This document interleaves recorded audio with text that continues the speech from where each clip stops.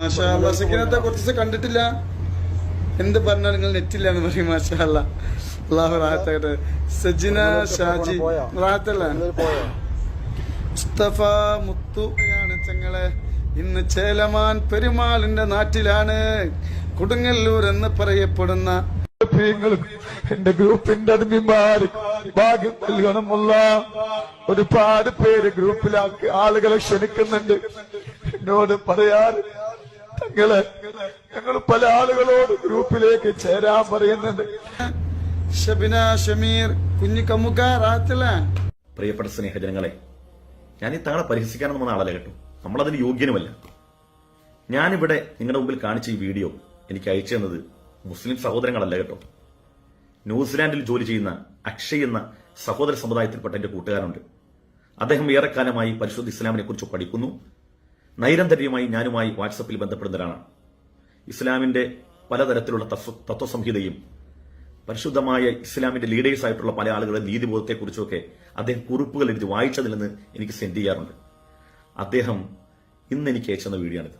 ഇതെന്നെ കാണിച്ചിട്ട് അദ്ദേഹം ചോദിക്കുന്നു, പടിഞ്ഞാറ് രാജ്യങ്ങളിലേക്ക് മുസ്ലിം പണ്ഡിതന്മാർ അതിൽ ഒന്ന് രണ്ട് ആളുകൾ എനിക്ക് ഉദാഹരണ സഹിതം കാണിച്ചു.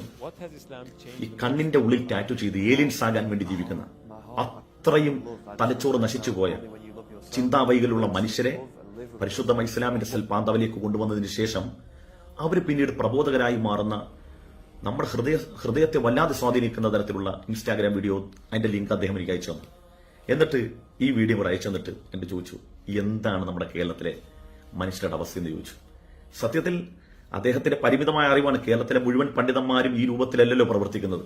നമുക്കറിയാം, വിദ്യാഭ്യാസ വിപ്ലവം നമ്മുടെ കേരളത്തിലെ പണ്ഡിതന്മാർ ഉണ്ടാക്കിയ മാറ്റങ്ങൾ എന്തെല്ലാമാണെന്ന് നമുക്കെല്ലാം സുപരിചിതമാണ്. അതിനൊക്കെ അപ്പുറം ഞാനൊരു കാര്യം നിങ്ങളെ മനസ്സിലാക്കി തരികയാണ്. നിങ്ങളുടെ ഈമാൻ കാത്തു സൂക്ഷിക്കാൻ വേണ്ടി പറയാം.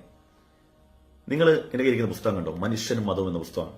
ഇതിന്റെ രചയിതാവ് ബഹുമാനപ്പെട്ട PMK ഫൈസി ഉസ്താദ് മർക്കസിലെ മുൻ മുദരിസായിരുന്നു.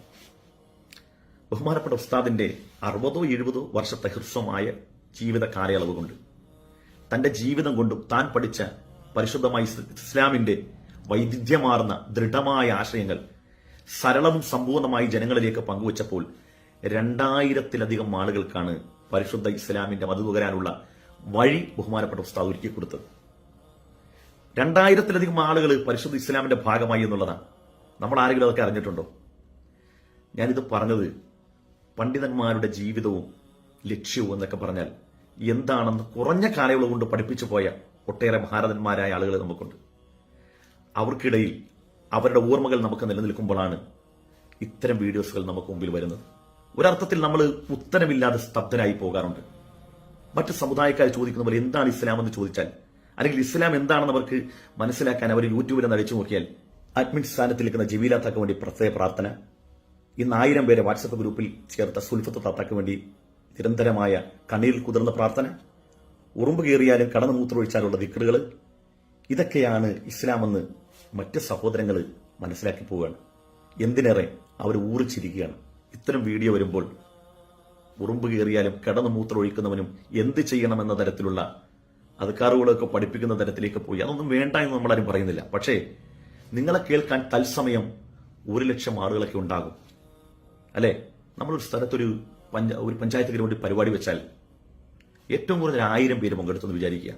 എത്ര രൂപ 1000 കസേരക്ക് ചിലവാകും? സ്റ്റേജ്, മൈക്കൊക്കെ അല്ലെ? എന്നാൽ 249 രൂപ റീചാർജ് ചെയ്താൽ തത്സമയം നിങ്ങളുടെയൊക്കെ മുമ്പിൽ ലക്ഷക്കണക്കിന് ആളുകൾ ഇരിക്കുകയാണ്. ആ മനുഷ്യർക്ക് നിങ്ങൾ ദിക്റും സ്വലാത്തും ഒക്കെ ചെല്ലിക്കുന്നതോടൊപ്പം തന്നെ എന്താണ് ഇസ്ലാം, എന്താണ് ഇസ്ലാമിന്റെ വ്യത്യസ്തത, മതം മുന്നോട്ട് വെക്കുന്ന മൂല്യങ്ങൾ എന്താണ്, മതം ഉൾക്കൊള്ളുന്നവനിക്കുണ്ടാകുന്ന പരിവർത്തനങ്ങൾ എന്തൊക്കെയാണ്, ഇങ്ങനെ തുടങ്ങി പരിശുദ്ധമായ ഇസ്ലാമിന്റെ വൈവിധ്യ നീതിബോധ തലങ്ങളെയൊക്കെ ജനങ്ങൾക്ക് പരിചയപ്പെടുത്തി കൊടുത്താൽ അവർക്ക് അള്ളാഹുവിന്റെ ദീൻ ഹക്കായിട്ട് മനസ്സിലാവൂലേ? ഈ അറിഞ്ഞു വിശ്വസിക്കുക എന്നുള്ളത് അറിയാതെ വിശ്വസിക്കുന്നതിനേക്കാൾ മാധുര്യമാണ്. പല ആളുകൾക്കും അറിയത്തില്ല ഇസ്ലാം എന്താണെന്ന് മനസ്സിലാകാത്ത അനേകായിരം മനുഷ്യർ. അവർ നിങ്ങളിങ്ങനെ ബിറുബിറുന്ന് ചെല്ലിക്കുന്നതിന് പകരം അത് ചെല്ലിക്കുന്നതോടൊപ്പം തന്നെ ആളുകൾക്ക് ഇസ്ലാം എന്താണെന്ന് കൂടി പഠിപ്പിച്ചു കൊടുത്താൽ എത്ര രസമായിരിക്കും. പടിഞ്ഞാറൻ രാജ്യങ്ങളിലുള്ള ആയിരക്കണക്കിന് മനുഷ്യർ പരിശുദ്ധ ഇസ്ലാമിലേക്ക് വരുമ്പോൾ കേരളത്തിന്റെ മണ്ണിൽ ഇസ്ലാം പരിഹാസ്യ കഥാപാത്രമായി മാറുന്നതിന്റെ കാരണം എന്താ അറിയോ? ഇതൊക്കെയാണ്. ഇതിനകത്ത് മനസ്സിലാക്കേണ്ടത്, നമ്മൾ ഈ തങ്ങളെ കുറ്റപ്പെടുത്തുന്നതിനപ്പുറം നമ്മുടെ കുടുംബം അല്ലെങ്കിൽ നമ്മുടെ ഭാര്യമാർ, നമ്മുടെ പെങ്ങന്മാർ ഇത്തരം കാര്യങ്ങൾക്ക് ഇരുന്നു കൊടുക്കുന്നു എന്നുള്ളതാണ് അവരുടെയൊക്കെ വിജയം. നമ്മൾ അവരെ മാത്രം കുറ്റം പറഞ്ഞിട്ട് കാര്യമില്ല. ലോകത്ത് പലതരത്തിലുള്ള പ്രതിഭകളുണ്ട്. ആ പ്രതിഭകളെ മാർക്കറ്റ് ചെയ്യാൻ കഴിയുന്ന ആളുകൾ ഇവിടെ ഉണ്ട്. ആ മാർക്കറ്റ് ചെയ്യപ്പെടണമെങ്കിൽ അതിന്റെ ഉപഭോക്താക്കൾ വേണം. അതിന്റെ ഉപഭോക്താക്കൾ ആരാ? എന്റെയും നിങ്ങളുടെയൊക്കെ ഭാര്യമാര്. അപ്പൊ അവരെ നിങ്ങൾ നിയന്ത്രിക്കുകയാണെങ്കിൽ ഒരു പരിധിവരെ ഇത്തരം കച്ചവടം പൂട്ടിപ്പോകുന്നുള്ളതാണ്. അതിനപ്പുറം അദ്ദേഹത്തെ പരിഹസിച്ചും ട്രോളിയും ചീത്ത പറഞ്ഞിട്ട് കാര്യമില്ല. ആളുകൾക്ക് അവരുടെ കയ്യിലുള്ള പ്രതിഭകൾ മാർക്കറ്റാക്കും. ആ മാർക്കറ്റ്, ആ സാധനം ജനങ്ങളിലേക്ക് വെക്കുമ്പോൾ അത് ദായകമാകുമെന്ന് ഉപഭോക്താക്കൾക്ക് സ്വീകരിക്കാൻ ആളുണ്ട് എന്ന് കച്ചവടക്കാരനെ ബോധ്യപ്പെടുമ്പോഴാണ് അയാൾ വീണ്ടും ആവേശം കൊണ്ട് അതിൽ തിമിർക്കുന്നത്. അതിനപ്പുറത്തേക്ക് നമ്മൾ പിൻവലിഞ്ഞാൽ ഇതെല്ലാം ഇവിടെ ശൂന്യമാകും. നിങ്ങളെ മതം പറയൂ, മനുഷ്യരെ മനുഷ്യരാക്കി തീർക്കൂ.